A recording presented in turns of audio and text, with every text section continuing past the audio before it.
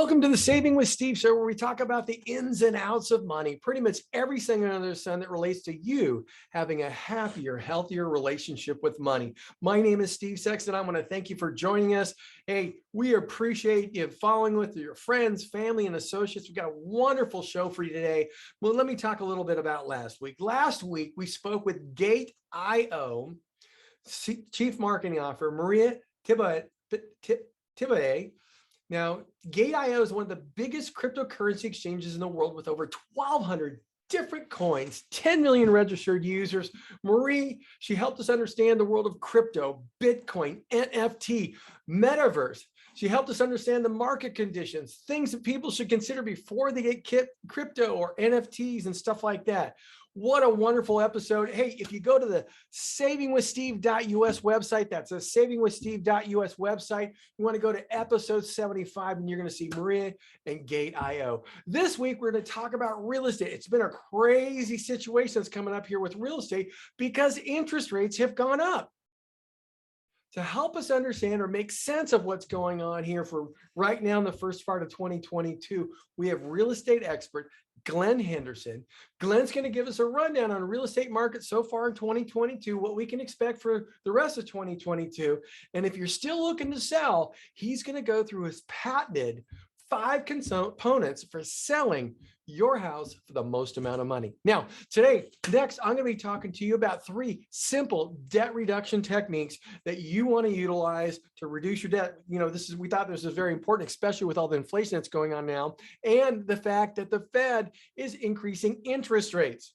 And that's nuts because that means your loan costs go up, your borrowing costs go up, all those things are going up. You're going to see other companies going up. It'll slow things down. People will be buying less. It'll be very interesting. So it's really important that we look at ways of eliminating our debt. First big tip, you want to write down everything that you're spending. Not just for 1 month, but take the last 3 months. So that means the credit cards, the debt statement, your checkbook, get those all involved, write down everything.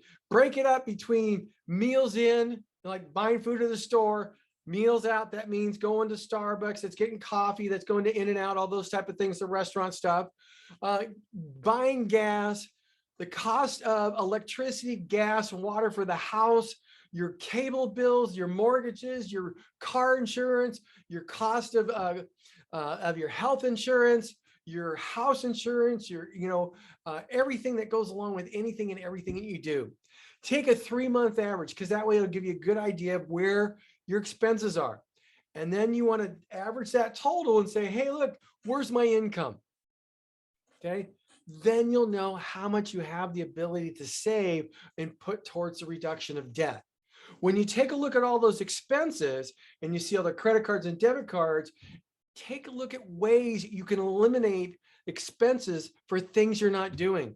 This is real interesting. You sign up on a dating service, a food delivery service, or a Netflix or streaming service, and you find out, hey, I haven't used it in 30 days. Get rid of it.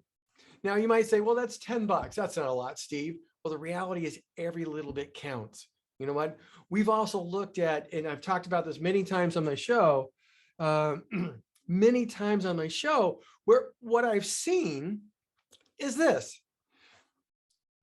We've seen people look at their cable bill and realize that, you know what? I'm spending $250 on cable and I got all these packages, but I only maybe watch 1 or 2 channels of each.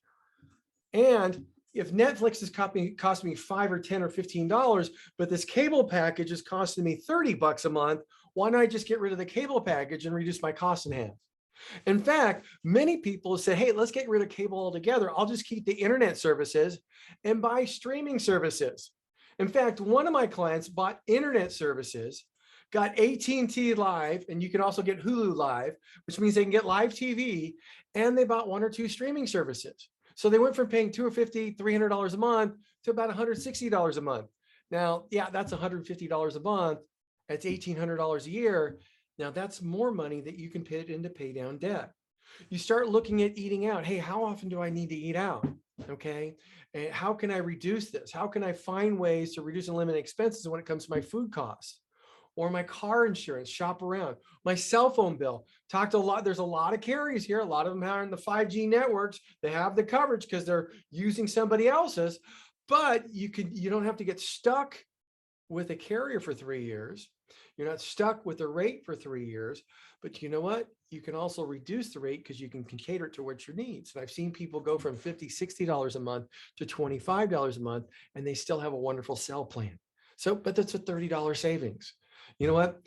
We had opportunities to, if your interest rates for your home mortgage are over 5 or 6%, this might be a great time to do that. If you have a variable mortgage where the interest rates fluctuates based off the variable mortgage, it might make sense to go about refinancing it to a fixed mortgage, especially since mortgage interest rates are going up over 5. That could get very brutal in a very short period of time. So look at things that you can eliminate and keep doing and living your life. Now, take that money and start putting into debt. So how do we go about that? There's a snowball method. This is the third tip that you really want to pay attention to. And here's how it works. So real simply put, what you're going to do is you're going to list all your debts, okay, from smallest to largest, interest rates, payment dates, minimum payment amounts. And what you're going to do is you're going to pick the first one that you want to pay off. Okay. And you're going to put as much money on top of the minimum payment as possible every single month. When that gets paid off, whatever you're paying onto it, add it to the minimum payment of the next one, and then add that to the next one and next one. And pretty soon you got it all paid off. It's called the snowball method. So quick 3 tips for you to actually help you reduce debt. And you know what? You're going to stick with us. We're going to be right back talking all about the real estate market here with Glen Henderson. So we're going to take a short little break and go from there. So this week we're talking about real estate markets. We've had interest rate increases to help us make sense of what's going on here in 2022, because it's a big change from 2021. We have real estate expert Glen Henderson. Glen is going to give us the rundown on the real estate market so far in 2022. Hey, what we have to look for in the rest of 22, especially with the rate increases. And you know what? Many people are looking to sell their home. So if you're looking to sell your home, this is most important because Glen's going to provide us 5 key components for selling your house for the most amount of money. And then you know what? Glen helps people all over the place. He's going to give you your information. Last time we had a number of people who just wanted to reach out to Glen. So Glen, I want to thank you for coming onto the show and sharing your knowledge. Yeah, thanks for having me on, Steve. Always enjoy being on here with you. Yeah, you know what? You're a super busy guy, so let's just kind of get right to it. So one of the big things here is this. 2021 was a bumper year for people selling at high prices. First part of 2022, how did the first part of 2022, we're talking just the first quarter here, but how did the first part of 2022 go? It exceeded everybody's expectations. So far in just the first quarter of this year, rates are higher than they were expected to be by the end of the year. We've had more appreciation in the first quarter of this year than was expected for the entire year. So it's gone much faster, and it's been a different market than anybody expected or any of the economists forecasted for the year. Oh, wow. Okay. So, you know what, we've had many people that have come to us and said, hey, you know what's really happening with the rate increases? Because I'm seeing it at 5. What will that do to the real estate marketplace? And then after that, let's talk about supply and demand. Yeah. So this week, we actually now, after the end of last week, going into this week, we're now at above 5%. We're at about 5.25% on interest rates, which is the first time in over a decade that we broke the 5% mark. But it's had the opposite effect on demand is what you would think, because normally rates go up, you see demand start to slow, but instead it's increased demand.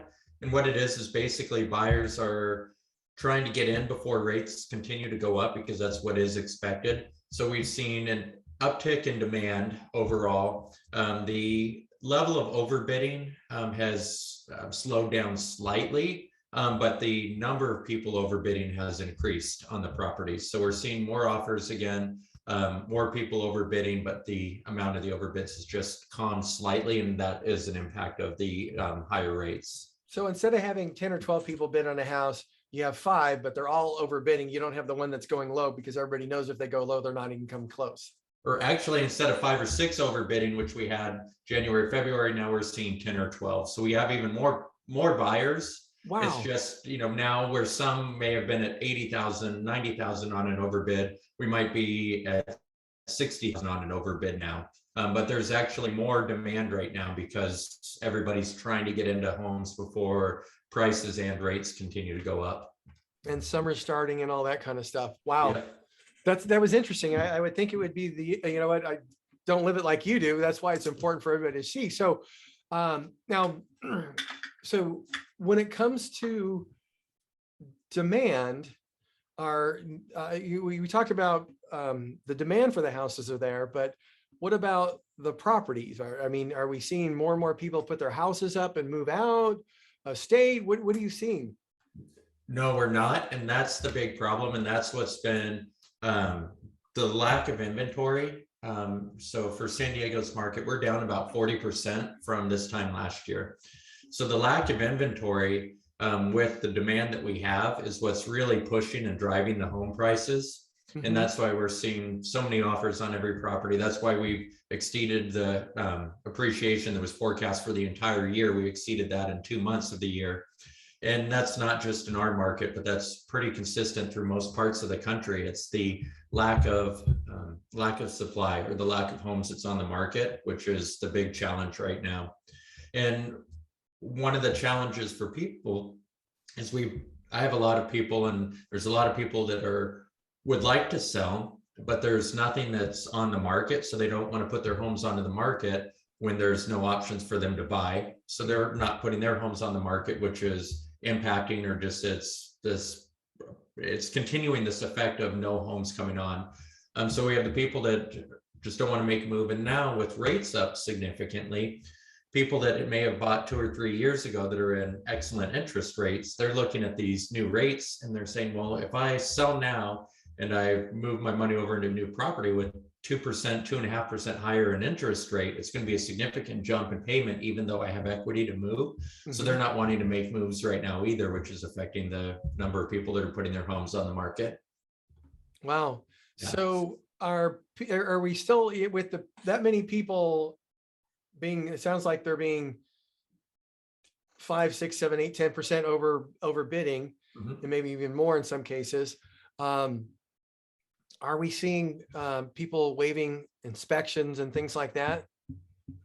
Yep. So the inspections, it's case by case. That's the least common that we're seeing, but we are seeing a lot of people agreeing to as is, and they're taking properties in condition that normally they wouldn't have done 3, 4 years ago in a more normal market. Appraisal contingencies on almost every offer are being waived. So meaning the buyers are agreeing to make up any difference if the property doesn't appraise, or they're writing in that they'll make up a specified amount. For example, they'll cover 20,000 in difference or 30,000 in difference if the property doesn't appraise. So that we see in almost every offer. And then a lot of lenders now, what they're doing is they're going through the full underwriting up front, so that then they're getting their buyers approved, and then that way they can write a non-contingent or no loan contingency, so that they're able to compete with the cash offers. Yeah. And now, speaking of that, doesn't your firm work with people who are looking to compete if they're trying to do all the financing and everything? Doesn't your firm do something like that?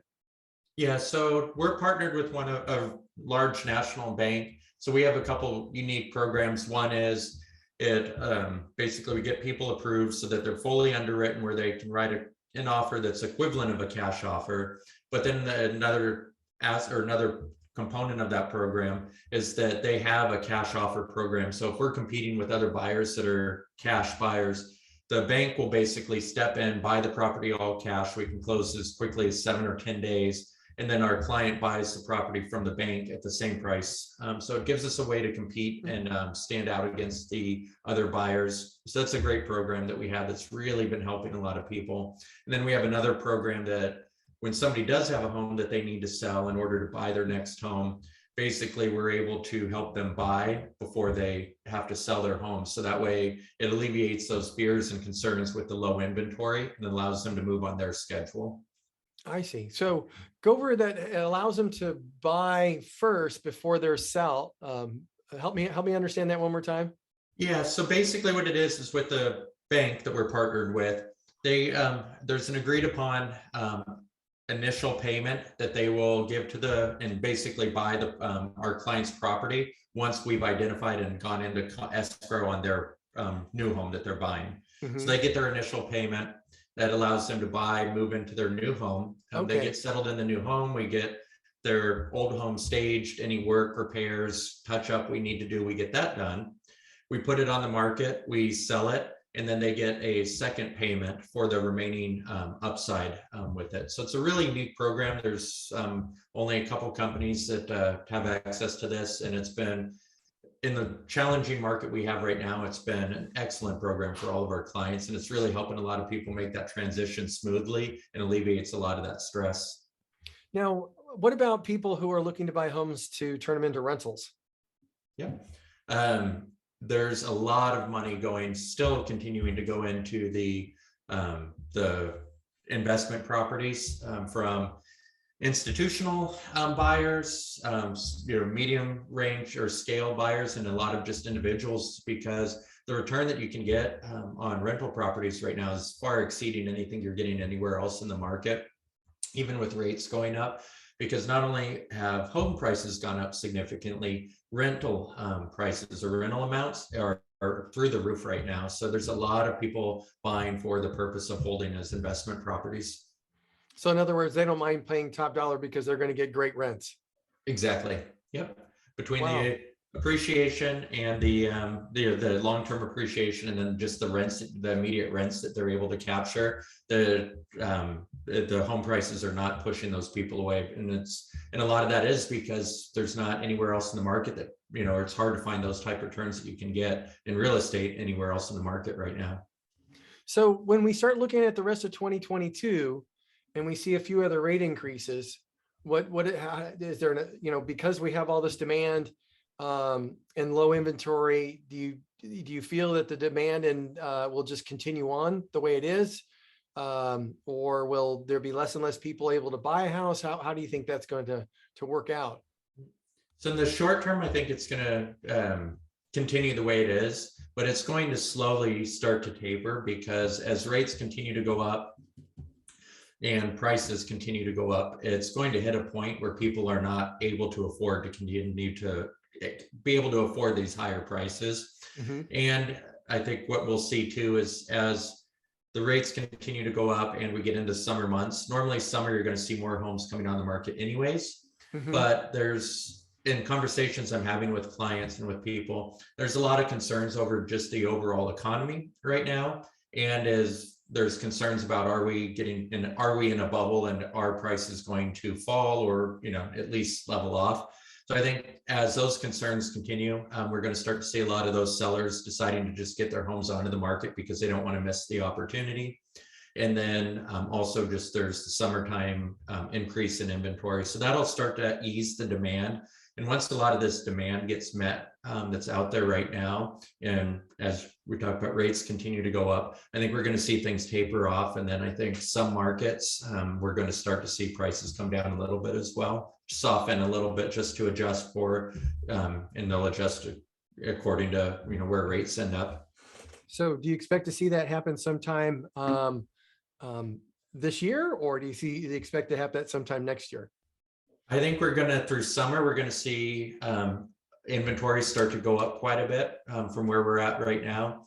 I think the demand's going to meet that inventory. And then I think by fall, we're going into the end of third quarter into fourth quarter. I think that's when we're really going to start to see things starting to level off, or maybe even drop a little bit. Okay, perfect. Hey, look, everybody, you want to stick with us? We have Glen Henderson here, real estate expert. He's going to be filling us in a little bit more on the market in just a few moments. We just got to pay a couple bills. We'll be right back. Okay, perfect. Hey, Cameron, we just finished the second segment, or the first segment here with Glenn. We're going to be moving in the second segment here shortly. And that's about the size of it. So that was wonderful. Perfect. So let's see, we're going to, yep. Right, let's do a restart. we go.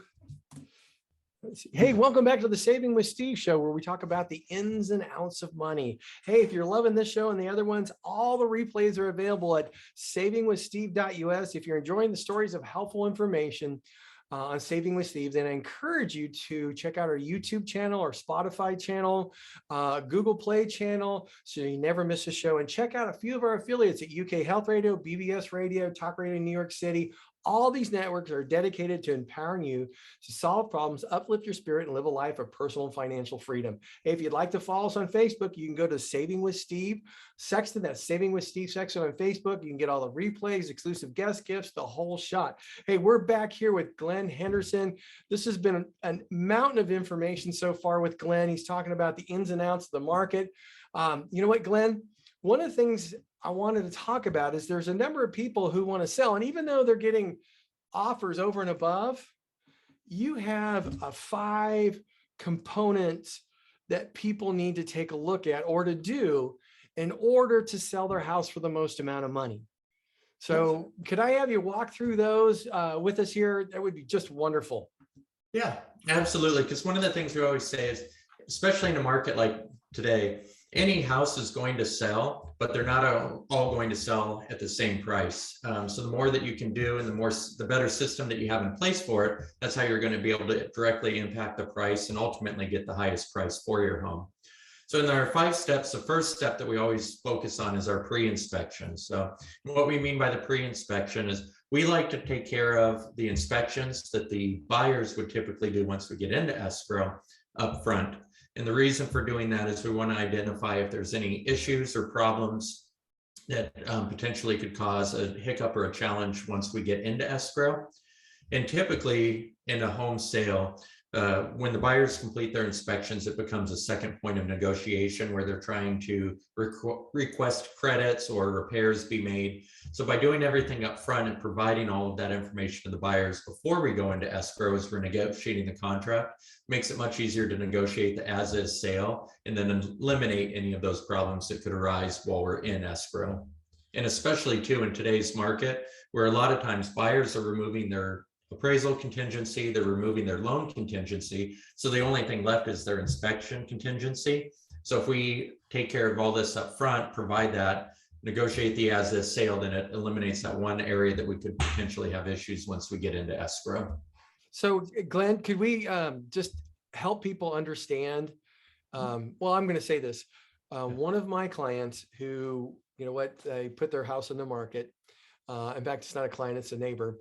They put their house on the market and they didn't get a pre-inspection. They obviously didn't sell it with you, but here's what occurred. Once the buyer did the inspection, they came back and identified like 8 or 10 different items. All in all, they weren't little big items, but they ended up, you know what, signing off on $30,000 reduction in the sale of their house, because whoever their real estate agent did, which did a good job, made it sound like it was more than what it was. And they probably could have spent $3,000 or $4,000 fixing it themselves as opposed to negotiating down the price. Does that make sense? Oh yeah, that's exactly what it is. And that's why the reason we want to do this up front, so we can avoid that. Because a lot of buyers know that it's a great opportunity to try to renegotiate price once you get into contract. And a lot of times too, once sellers get to the point of being in contract and you're a couple weeks in, as a buyer, you have them in a position where it's unlikely that they're going to want to cancel. So they're going to concede to some amount of credit or repairs because they just don't want to go through the whole process over. So by taking that opportunity away, it just makes that transaction much more smooth for the seller and puts the seller in really a position of control throughout the transaction. That's wonderful. Okay, so let's talk about staging. Yep. So the second is staging. And the staging I like to talk about is really 2 parts. So there's the staging part that most people are familiar with, which would be bringing in furniture, and which would be a vacant home, but we also do staging on occupied homes. So it may be taking out some of the old dated furniture or furniture that's worn, or maybe there's just no furniture in a room. So we'll work with either the homeowner's current setup and stage around it or stage together with it. Or on a vacant home, we'll bring in furniture, but it also means decluttering, removing a lot of the personal items, family photos, things like that. Curb appeal is a big one. So whether it's freshening up the lawn, trimming trees, bushes, planting colorful flowers, pressure washing the exterior, cleaning the windows, pressure or steam cleaning the carpets, but it's all those things to improve the overall appearance of the home, to make it show in its best light. Because what we want is when somebody comes in the home, we want them to be able to envision themselves living there. So that's why we want to take down personal photos, personal property, things like that, because it eliminates those distractions. But we also want them to come in, and even if a home's dated, we just want them to look at, okay, that's something I could upgrade at some point, but we don't want them to look at things and think, oh, that I need to fix that, I need to repair this, I need to have this done right away. So that's how, by doing all of these little things in the staging and that preparation and making it show in its best light, we're able to directly impact the price and get top dollar. That's great. And what's the next one? Yep. So our next one is the pricing. So pricing is extremely important. Where one of the biggest mistakes that sellers make is overpricing their home and putting it on the market for too much. And then by doing that, what it does is basically it reduces the amount of interest and activity that you're going to get, which then directly impacts the number of offers that you're going to receive.